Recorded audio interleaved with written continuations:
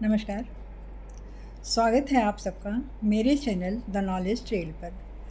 आप सबों का आप सभी दर्शकों का लाइक और कमेंट मुझे बहुत उत्साह देता है और मैं कोशिश करती हूँ कि रोज़ कुछ नया आप सबके सामने चर्चा करूँ। तो आज मैंने चुना है शरणागत। शरणागत क्या होता है? शरणागत का मतलब यह होता है कि जो किसी की शरण में जाना चाहता है, जैसे हम ईश्वर की शरण में गए हैं तो वो हुआ शरणागत। और शरणागति का अर्थ होता है पूर्ण समर्पण। जब मैंने पूरा सब कुछ उन्हीं पर छोड़ दिया तो हम हो गए, तो ये है शरणागति। शरणागति किसी के प्रति बहुत पवित्र भाव रखना मन से, वचन से और कर्म से, वही होती है शरणागति। तो जैसे एक छोटा बच्चा जब होता है तो छोटा बच्चा पूरी तरह से अपने माता पिता पर ही डिपेंड होता है ना,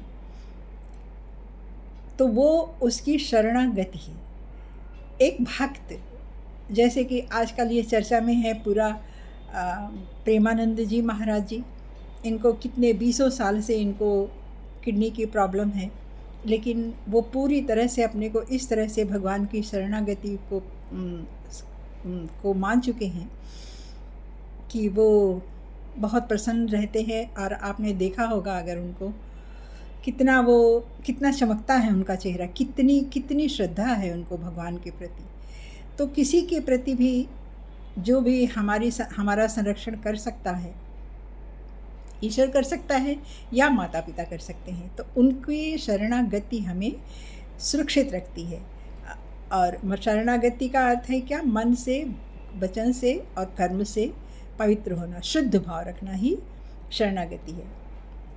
आज आप देखते हैं लोगों में कितनी असहनशीलता आ गई है, बड़ा दुख होता है ये सब देखकर। लोग निर्बलों के साथ, असहायों के साथ कैसे कैसे बुरे कर्म करते हैं।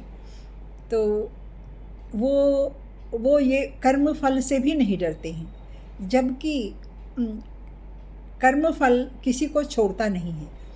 आज नहीं तो कुछ देर में सही, कुछ देर में न सही तो और अधिक देर में सही, लेकिन कर्म फल किसी को छोड़ता नहीं। ये हम अपने गीता में पढ़े हैं और सदियों से लोग इसको मानते आ रहे हैं और देखते भी आ रहे हैं। लेकिन फिर भी लोग आज को देखते हैं कि आज तो हम ठीक है, आज ये हमारा क्या कर लेगा। और इस दबंगई में लोग पीड़ा भी देते हैं लोगों को, तभी तो ये कहते हैं कि क्या करेगा भगवान या क्या कर लेगा कोई। पीड़ा भी देते हैं, लेकिन उस पीड़ा की आह जो होती है वो कभी किसी की व्यर्थ नहीं गई है, कभी किसी की व्यर्थ नहीं गई है। बस यह है कि समय कब वो फल देगा, ये ईश्वर पर निर्भर है। ये ईश्वर की नियति चक्र में आता है, इसमें हम कुछ नहीं कर सकते। तो हमें चाहिए क्या कि हम अपने कर्म को कभी भी धूमिल ना होने दें, किसी के साथ छल ना करें, कपट ना करें, द्वेष ना करें, किसी की निंदा ना करें, बिना वजह किसी को पीड़ा भी ना दें। सहयोग सबका करें, जिसका भी हम जैसे जिस प्रकार से हम सहयोग कर सकते हैं। अगर कोई व्यक्ति रो रहा है, गिरा हुआ है, तो उठा दो, दौड़ के उसको उठा दो, ये भी सहयोग है। कोई रो रहा है, उसको सांत्वना दे दो, ये भी सहयोग है। कोई भूखा है, उसको खाना दे दो, ये भी सहयोग है। तो सहयोग हर प्रकार से, किसी से प्रेम से बात कर लिया, ये भी सहयोग है। तो समाज में सहयोग सिर्फ पैसे से ही नहीं होता है, पैसे के अलावा भी बहुत से सहयोग हम कर सकते हैं लोगों के साथ, और हमें करना भी चाहिए। इंसान का अर्थ भी यही होता है। पीड़ा, और अगर कोई इंसान आपको बिना वजह, बहुत से ऐसे टॉक्सिक लोग मिल जाते हैं जो बिना मतलब खोजते रहते हैं कि इनको किस तरह से टॉर्चर करें या परेशान करें। तो ऐसे टॉक्सिक लोगों से हम कैसे बच सकते हैं? क्योंकि उनका तो काम ही यही होता है, वो ऐसे हैं ही, उनको उनको ना निंदा की परवाह होती है, ना कर्म की परवाह होती है किसी चीज़ की उनको। वो एक तरह से अधूरे इंसान होते हैं। और इंसान, कभी कभी तो इंसान कहना भी गलत लगता है उनको। तो वो आधे जानवर होते हैं, आधे इंसान होते हैं।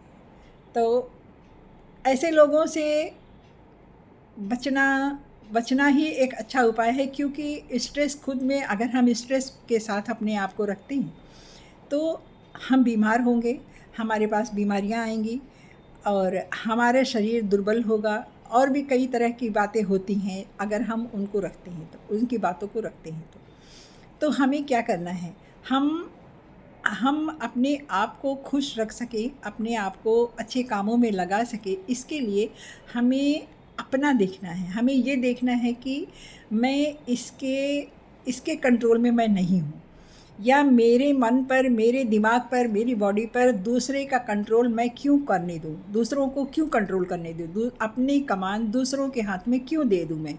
इस तरह से आप सोचिए। इस तरह से सोचने से आप स्ट्रेस फ्री हो जाएंगे, और जब आप स्ट्रेस फ्री हो जाएंगे तो आपका काम भी अच्छा होगा, आप खुश रहेंगे और आपका स्वास्थ्य भी अच्छा रहेगा। आपने देखा गीता में विदुर और द्रौपदी, वासुदेव महाराज, श्री कृष्ण के पिताजी, स्वयं श्री कृष्ण, भीष्म पितामह और भी अन्य बहुत से अनेक पात्र हुए हैं जो खुद को बचाते हुए, शत्रुओं के बीच में रहकर खुद को सेफ रखते हुए अपनी सुरक्षा की और उनको जाने दिया। उनको कई अवसरों पर भगवान श्री कृष्ण ने भी कितने लोगों को क्षमा दान भी दिया है, और बहुत से राक्षसों को मारा भी है, लेकिन क्षमा भी बहुतों को दिया है।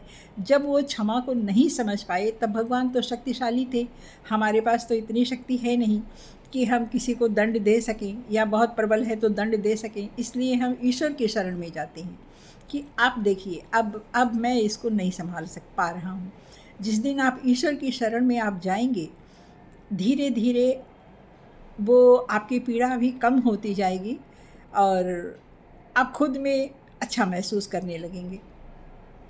तो हमें ईश्वर की शरण में, हम दंड नहीं दे सकते तो हम ईश्वर की शरण में हम जाते हैं। तो